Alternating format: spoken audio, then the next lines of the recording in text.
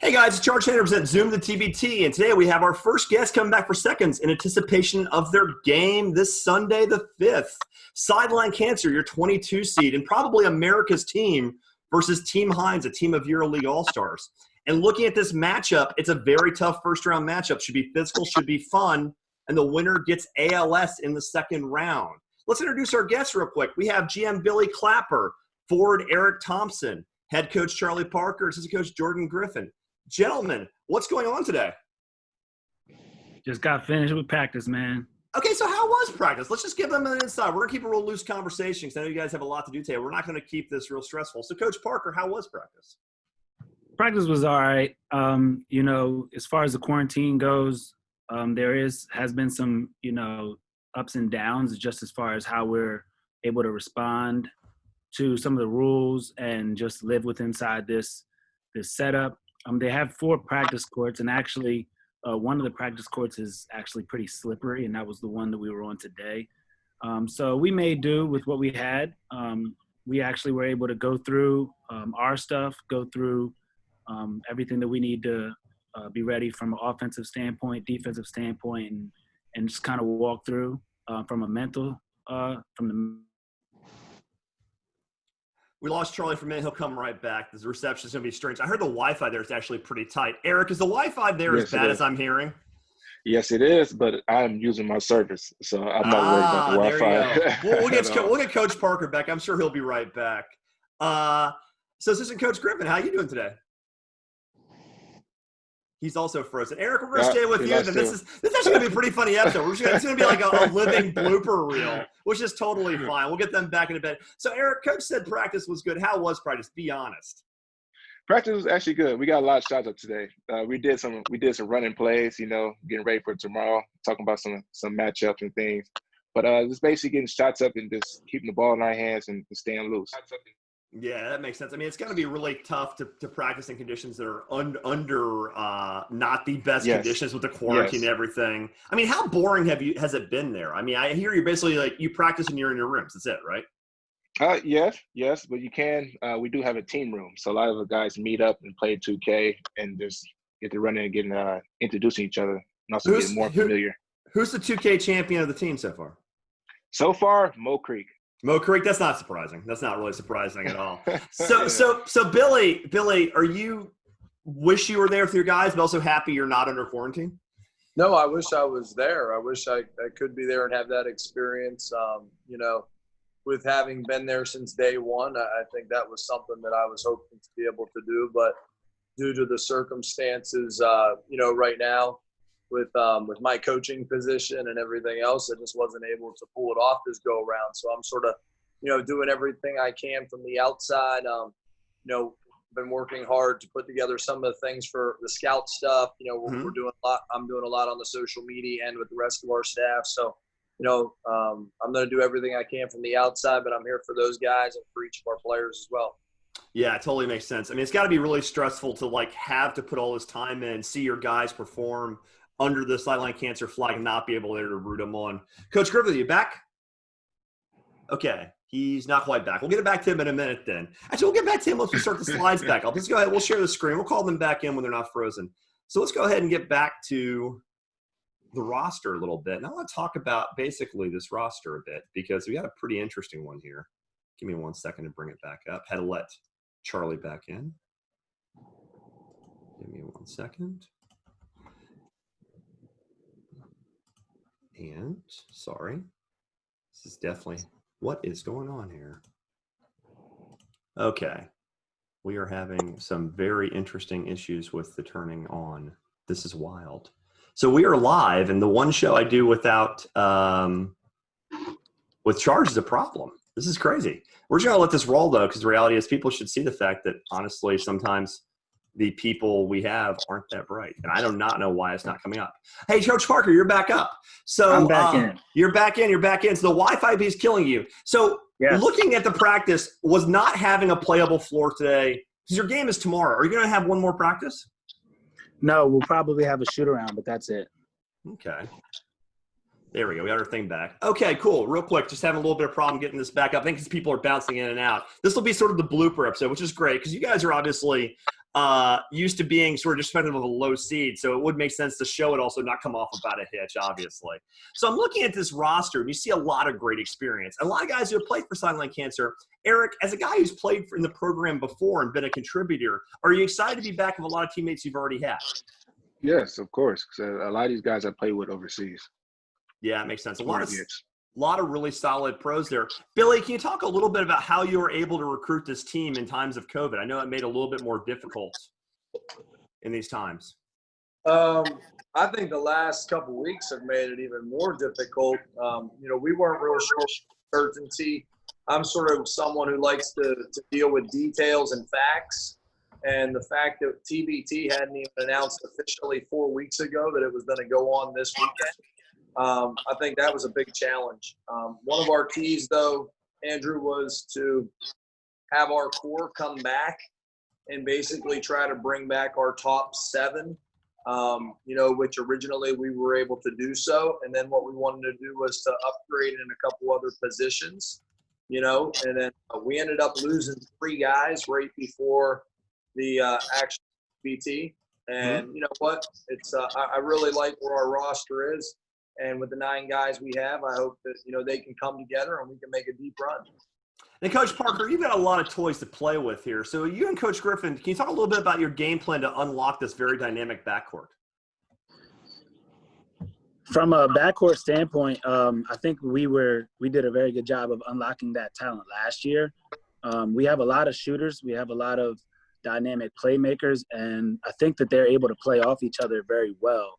So from a strategic standpoint, we want to let these players be free, play with confidence, and we also just want to implement things with ball movement and penetration that will allow them to just have some free space to play in and also to get open shots. Coach Griffin, what is he not telling me about the plan that I need to know since he's trying to keep it close to the vest? I think one of the things that we're really trying to do this year was to try to open up driving lanes for our ball handlers. Last year we felt as if we could get helped off of some, and it caused us, maybe not to get as many open looks as we wanted, or maybe not get as many lobs to the post as we wanted. We feel as if we have a team this year that it's going to be hard to help off guys because we have shooters surrounded everywhere. So if you help over with the forward, and you don't help down, we're going to score with the forward. If not, then we're going to kick it out to the perimeter and shoot a bunch of corner threes. So that's kind of our game plan going into this game, is to, like Charlie said, play with some structure, but have a lot of free flow offense and allow our guys to use their ability to make plays. And Eric, that's a great way to bring you in now, talking about those guards, also talking about the fact they're going to create a lot of spacing, which will open up the inside for you. You're the returning leading rebounder, 8 a game. By the way, all the stats are by my partner, Charge. He can't make it today because he's got plans on the 4th. So thanks again always to my partner for setting all these great spreadsheets up. 8 points a game, though. I mean, last year in your run, pretty solid stuff. Does having so many threats on the perimeter make your job easier down low? Yes, because when the team respect the outside shooter and the ball goes down on the post, it draws a double, and it's easier to kick out for a lot more open shots. Yeah, I mean, I see you getting a lot of assists. I saw last year that you only had 1.7. I can see you leading the team in assists with all these shooters around you, basically just kicking out of the post. So, Billy, you guys have been a fixture for 6 years and always come to play. And last year was your best year going into Kansas. As a Memphis fan, I always loved watching Kansas lose. That was one of my favorite games last year, obviously, as revenge for 2008 and Chalmers. I still cry about that. And then also being the aftershocks on their own home floor. It's a really impressive run. How have you been able to really create a culture where you're constantly competitive and basically always getting these sort of upset wins in the dance? I think having the core is so important, having a core of guys that you can build around. And right now, I think we have that, starting inside, a guy like Eric, and, we have Remy and Mo coming back, and Dwayne Johnson's been with us for 6 years. And, Marcus Keene is a high-level point guard, even though TBT didn't rank him among the top 15. I was surprised by that. Just throwing that out there. Don't know who does those rankings, but whatever drinks they had before they ranked them is what it is. So, but I think it's really important to have good people who want to be a part of something bigger. And, we have a strong core, And, you know, I just hope that a guy like Eric Thompson would love to do this for the next 5 years, you know, and I think when you try to do the right thing and have good people, you know, I think they want to keep coming back, and I hope we can do that. Yeah, definitely, definitely. So, Coach Parker, I'm looking at this, and I see a lot of talent in the backcourt again. Is there a go-to play? And I don't want you to get in trouble. I'm not trying to give Team Hines a scouting report, but is there a set that like the casual fan will understand and enjoy hearing about, but it won't tip your hand at Hines? You can explain, like, how do you get some of these guys open? What's an action you like to run? Well, I mean, at this level of play, and I'm sure guys watch the NBA all the time, 90% of your plays start or end or somewhere in the middle have a ball screen involved with a 4 or 5 and a lead guard. So, you know, a lot of our plays are gonna eventually get into some type of pick and roll action. Obviously, our top creator is Marcus King, but we're confident in other guys on the perimeter like Abel and even Foreman Glenn. With all the shooting that we have around them, obviously we want to create mismatches off the bounce and look for roll men or shooters in the corners or on the wings, lift it up. So that's something that you're definitely going to see a lot of. The main thing is just what type of actions we're going to use to surprise the defense with when those actions are coming, so that we get more space and more penetration through the lane. Yeah, it's interesting having been a fan of this tournament for a long time in basketball in general. Like the last 10 years have been just the 1-4 high, you know, screen and roll 5-1 is basically like a staple of every offense, including fives and pick and pop. Which brings me a question to you, Eric. How is your 3-point range if you're asked to pop out of an action? 3-point range? That's not my game. I'm staying with it. I say some mid-range. Working on it, though. He's working on it. I get some mid-range. So you're going to be rolling pretty hard is what you're saying.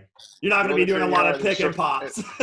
Oh, yeah, short pick and pops, but not as much. No needed because we got other shooters to do that. Absolutely, absolutely. Now, Assistant Coach Griffith, it's funny, too, looking at this, too, because talking about those sort of actions and getting guys open, what's the counterbalance? Because you guys have guys like Thompson in the post, you got Diamond Stone in the post. Like, how are you going to basically make this perimeter-oriented team still get enough points in the forwards to keep them running the floor? Like, how are you going to distribute the ball? 'Cause there's a lot of talent in this offense. Yeah, well, you know, the other night, me and ET were running some steps here at the hotel, and you know, ET's been in the one day that we were able to really go live action with a good court. You know, he was just sprinting up and down the court, and I've always told, you know, I'm a high school basketball coach, and I always tell my guys, like, the best way to score is just to outrun people. And Absolutely. you know, ET's dropped, what has it been, ET, like 20 pounds from last year? Yo! Yeah, 20 pounds. Yeah. And dude, it was all the fat that he dropped too. He's chilled out here. Yo!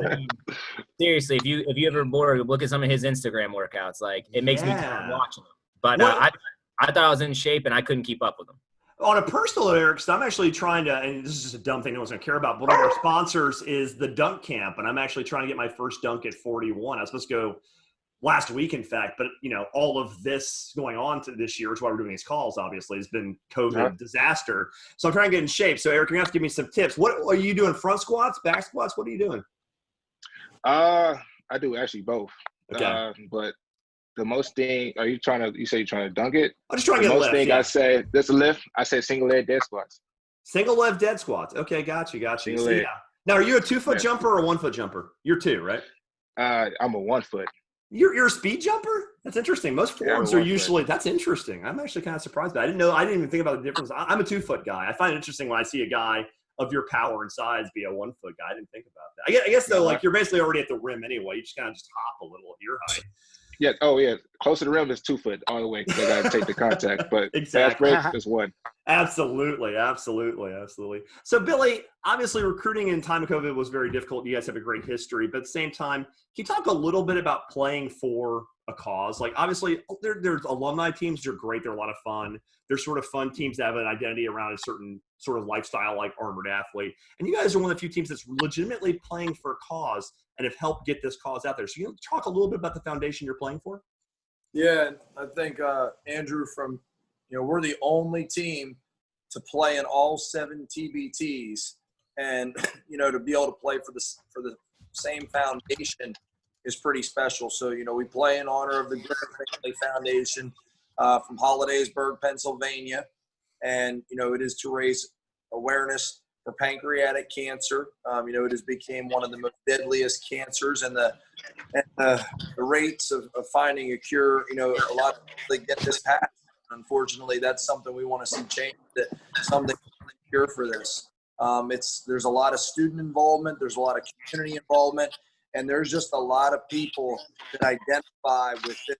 And sort of the slogan is "I can," because I think everybody can make a difference. And they talk about positive energy a lot of times being the one of the things that can help somebody. We can all help someone who's going through something by bringing them positivity and try to help them through it. And I think last year we saw it firsthand in Wichita. We beat Kansas, we beat Wichita, and then the third night we played, there was actually people wearing T-shirts in the stands that were, Relay for Life and, awareness for, St. Jude's Hospital, and just people had any shirt they could have that had something about cancer. They were wearing it. And we saw some of those, and that was pretty neat for sure. That's really great. It's one of my favorite teams because, and I know Charge, he would like to be here because this is one of his favorite teams, because he definitely has a family member who's been affected by that. So he thinks this is a great charity. So this is definitely a team. This is one of the few teams that is basically, you and D2 are kind of America's team in the stands, to be honest with you. Eric, did playing for a cause when you first signed up, did it factor into your recruitment? Obviously, I'm sure other teams recruited you and you had other options. Did the cause you're playing for have some reason that you wanted to play for this team? Yes, because my grandmother had the cancer, pancreatic cancer, so it hit home. So it was, once my agent, Kirk Cresco, told me about the organization, he said, you can go ahead and join that TBT team. They're looking for a big. And it was also last minute. So I said, oh, wow. I said, hey, I'll take it, and it'll be a great opportunity. And I ran along with it. Yeah. And Charlie, real quick, getting back on this, could you real quick again name the foundation you're playing for? I just want to make sure I got the name right. Say it one more time. Sideline Cancer. Oh, yeah, there's a foundation behind it too, right? The foundation, yes. Yeah. It's the Griffith Family Foundation. There we go. I just want to make sure people hear the Griffith Family Foundation. Okay. Now let's talk about some basketball again. Let's go. You guys have a pretty tough opponent, obviously. Team Hines. And it's not as tough as it could have been because they're missing, obviously, their key player. Again, I thought it was funny. ESPN mentioned in their article previewing this, like, they're led by Team Hines and Nick Kalitas. I'm like, that's funny. They're not on the roster anymore. But it is what it is. But still, even without those two guys, this is still a pretty dangerous roster. You got Eric Griffith in score. Brandon Paul, who's played in the G League, played a lot, very professional. You got a very tough matchup here. Just to go on ahead, some betting books had you guys as a 9-point dog, which I think is a bit of a joke. But still, like, you guys are the underdogs here, a thing you guys thrive under. So, Coach Parker, how are you getting your players up for this? Our players come up for this, just to be honest with you. A lot of our guys, and we saw this last year, a lot of our guys, they're pros. And when you're around pros, as we are in this tournament, there's 24 teams inside this one hotel. There's not a guy in this hotel that does not have extreme confidence, right? So knowing that, you have guys that have NBA experience, you have guys that play in the top leagues in Europe, all the pros on our team feel as though they can play with these guys, and coming together for Sideline Cancer, we don't go into a game not believing that we're going to come out victorious. So our guys are up. Our guys are taking it personal as far as some of these player rankings that they've came out with. And really, it's just, we look at it as a team thing, right? So we know that a lot of these guys, all these teams have extreme talent. We believe that we're going to play the fastest. We believe that we're going to play the best team defense, and we believe that we can knock down shots. Yeah, and Coach Curry, that makes a lot of sense because we're talking about, like, cohesion and a cause versus a team that's kind of a bit of a throw together. Team Hines has got a lot of talent, but you guys are playing not only for a cause but for each other. You guys have experience playing together. And if you look at this team, these guys haven't really played together on the same team in TBT. There's only one Team Hines returner. You got Thornton, who's played for Overseas Elite. Gummay's played for Cold Blooded, the Zoo Crew. One other guy for Team Hines. But basically, it is kind of a mishmash of different players that haven't played together before in this format. Is that an advantage you guys can exploit? Yeah, without a doubt. When I first got into this about 5 years ago, whenever Billy came to me and was like, hey, you are kind of the foundation. Your family founded the foundation. And we'd like you to come on and be an assistant coach because you're going to, at the time it was, I had to get the votes for us to get in. Mm-hmm. And the one thing that I've learned over the years, that connectivity and really friendship at the end of the day trumps talent almost every single time. The fact that these guys have played together before in the TBT, that's big. But when you go down our roster, you can connect guys all the way back to 3-4 years ago when this all kind of started, like with this core group of guys. It started with the late Jermaine Marshall. He brought on Remy Abel, brought on Mo Creek, and then Mo Creek was like, hey, I got some guys that want to play, and that was Devontae Upson, Ray Cowles, Marcus Keene, and then we were able to add Eric Thompson, who was just a fantastic human being.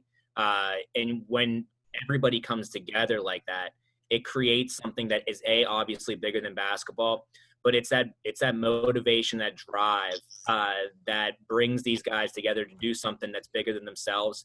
And they play kind of, sometimes maybe even bigger than, what their capabilities could possibly be. And we're able to do that coaching wise. We're able to send them messages that really mean something because it comes from the heart.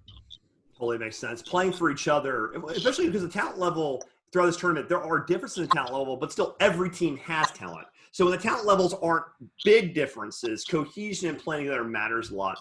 So Eric, you've got a bit of a matchup here. You got Benjamin and Hop you're gonna have to deal with. How do you play against either of these guys before? Like, how do you see yourself containing these guys? No, I have not played against these guys before, but honestly looking forward to it. Because competition is a great thing to have, and I'm always willing to play the best competition out there. So, hey, best of luck to these guys, but they're in for a matchup. That's right. That's right. That's right. So, Billy, looking at this roster, which is, obviously a pretty good one, is there a player that stands out that you told your coaching staff they have to watch? Andrew, I'm going to interject real quick on one. So, no.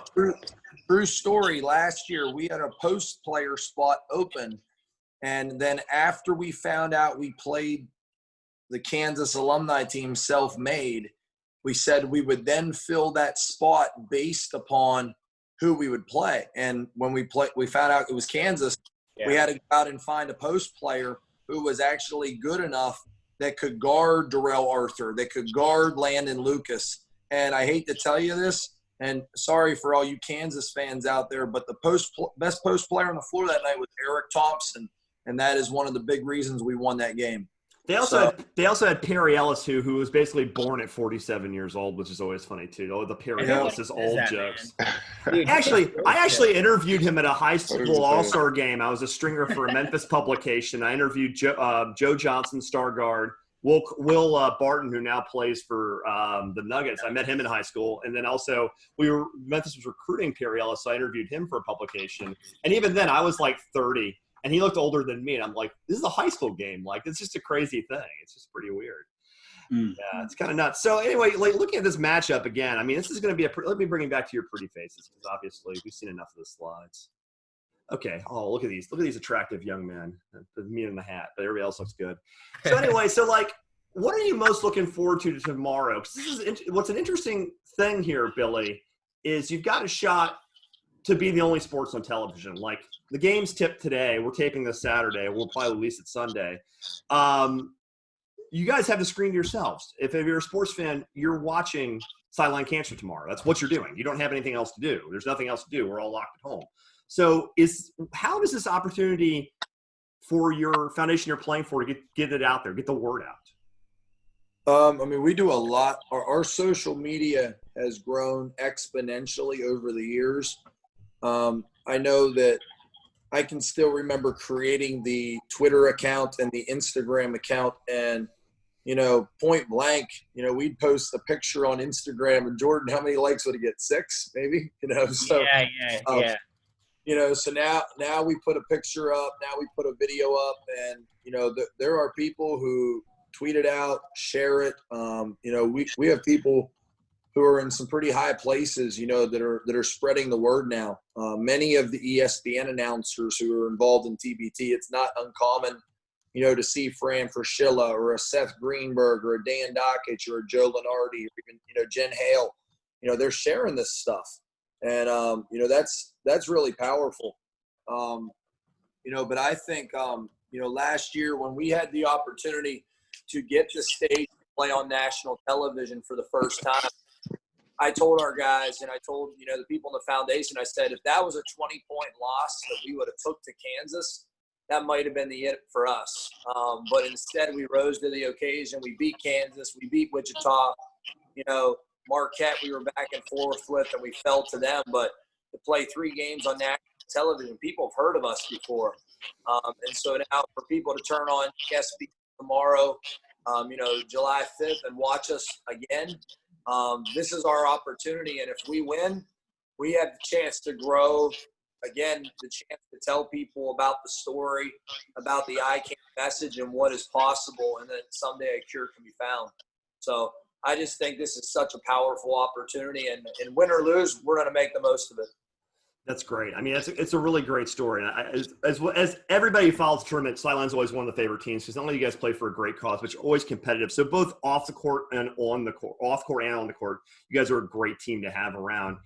Coach Parker, big game tomorrow. Obviously, you guys are actually the largest dog on the board. Which again, I'm just going to emphasize it's a joke. Yeah, actually, no. We had a show we taped Friday night with we had Magic One on talking about the lines, and you guys are 9-point dogs. Which I'm not a gambler, but if I was, I would hit you guys to win outright.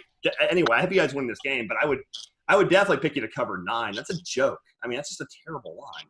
But, Coach, are you going to be able to use this as just a little bit of fuel? Is this going to be good bulletin board fuel? Like, how are you prepping them this last day? You got 1 day to prep. What's going in their heads?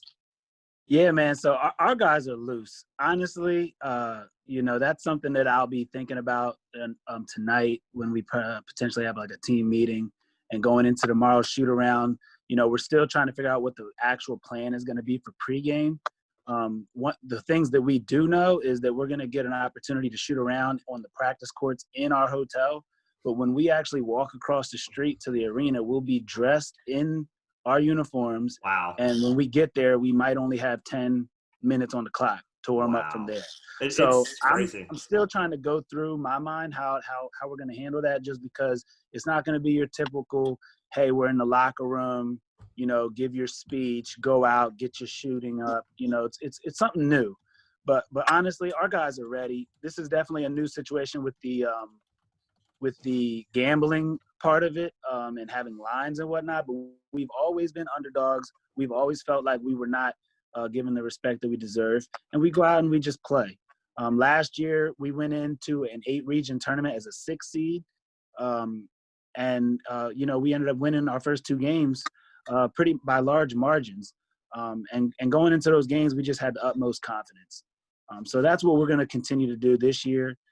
Our message is 1 game at a time, but we are here to win this tournament. And just to piggyback off what Billy said earlier about the foundation and about the cause, I mean, we're here to win for Kathy Griffith, for Greg Griffith, for Jordan Griffith, for the whole Griffith Family Foundation. We're here to win for all people that have any experience going through this disease or know somebody that went through it. And like I said, the passion and the drive behind this. Yesterday, the TBT made a video, compilation of practice, some words from Kathy, and some interviews. And honestly, I told Jordan, I watched it once with Jordan, and I watched it again in my room by myself. I literally dropped tears watching that video. That is how much it means to me to be a part of this family. And our guys that have been here more than once, they feel it, they know it, and we play for something that's so big, and we just want to go out and perform. Coach Griffith, that's great, Coach Parker. Coach Griffith, a cause, a family. This is a team that whenever you've interviewed and talked to Billy, every team does have some level of cohesion. They're usually friends, they're playing for something. But I don't usually hear this is the first time I think only as I've heard the term family. This is the first time I've heard that. Is playing for something as meaningful as you do give you the edge to really maybe walk out of here with the whole thing? Yeah, I think it really does. And, we could I kind of dated it back last time to how far some of the connections go. But, it goes back to, like, my best friend from high school was the one that kind of started this team with Billy Clapper. We played together on the same high school basketball team. He obviously was a little bit better than I was. He played at Buffalo. And ever since then, the relationships grew. Like the second years whenever I met Charlie Parker, and Charlie was the best player on that team. And he came up to me after the game. And we just started talking, and it was like I was talking to a family member. And we could go down the line, the Jermaine Marshalls, the Jared Coles that we've played with, now the Mo Creeks, the Remy Abels, the Eric Thompsons of the world, Ray Cowles. The conversations after the tournament don't stop. I'm sorry. They just continue, and we pick up right where we left off when we come around each other. It's like, I haven't seen ET in almost a year. But the moment we see each other again, it's just big smiles and all that type of stuff. And that's what this team's about more so than anything, spreading positivity. We're playing for a cause that's obviously near and dear to me, as I lost my father to pancreatic cancer. And so I just appreciate all these guys every year coming to give their all. And I just try to show to them every year that they come in, that I'm trying to give them my all as well.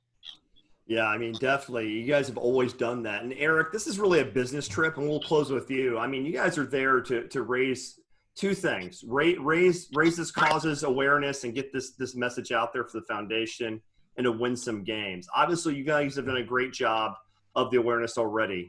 How do you plan on getting this through? How do you plan on making this business trip profitable? How do you plan on making this trip comfortable? To be honest, I'm confident in the team. I'm confident in the organization. I really feel like Team Hines is in for a battle tomorrow. And I don't even think it's going to go to the wire, but if it does, we'll be ready for it, because we have great guys around us, and everyone's ready to fight.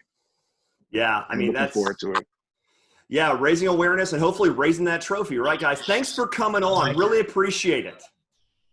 Thank you. Thank you for having us. Sideline Cancer, trying to shock the world. See him on Sunday on ESPN.